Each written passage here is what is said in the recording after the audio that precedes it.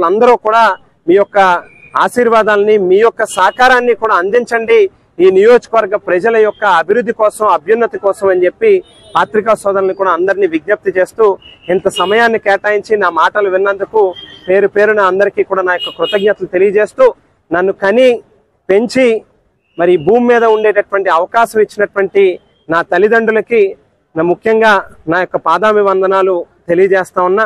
తండ్రి జక్కంపూడి రామ్మోహన్ రావు గారు మరి నేను చిన్ననాటి నుండి ఆయన్ని అనేక సందర్భాల్లో ఆయన నడిచినటువంటి నడక ఆయన మాట్లాడినటువంటి మాటలు చూసి నేర్చుకున్నటువంటివి ఎన్నో ఉన్నాయి. ఎప్పుడూ కూడా అధికారం అనేటువంటి శాశ్వతం కాదు, ప్రజల శాశ్వతం, ప్రజలతో ఉండాలి అనేటువంటి మాటని మాత్రం ఆయన దగ్గర నుంచి నేర్చుకున్నటువంటిది.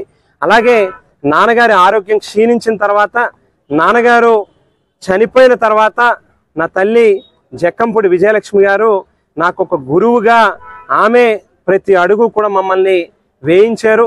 నన్ను గాని తమ్ముడు గణేష్ని గాని ఇద్దరం కూడా ఈవేళ ఏ రకమైనటువంటి స్వార్థ ప్రయోజనాల కోసం కాకుండా ప్రజల కోసమే ప్రతి అడుగు కూడా వేస్తా ఉన్నామనంటే మా ఇద్దరికి కూడా అమ్మ విజయలక్ష్మి గారు నేర్పించినటువంటి అడుగులోనే అడుగు వేస్తా ఉన్నాం. వారు మాకు నేర్పించినటువంటి పాఠాలతోనే రాజకీయాల్లోకి ముందుకు వెళ్తా ఉన్నాం.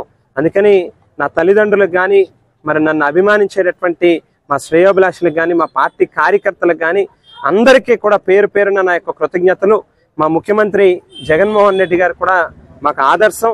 మరి ఆయన నాయకత్వంలో ఇవాళ ఈ నియోజకవర్గంలో ఎన్నో గొప్ప పనులు చేయగలుగుతా ఉన్నాం. జగనన్న నాయకత్వంలో పనిచేస్తా ఉన్నందుకు కూడా చాలా సగర్వంగా ఉంది అని చెప్పి ఈ సందర్భంగా తెలియజేస్తూ సెలవు తీసుకుంటాను. థాంక్యూ.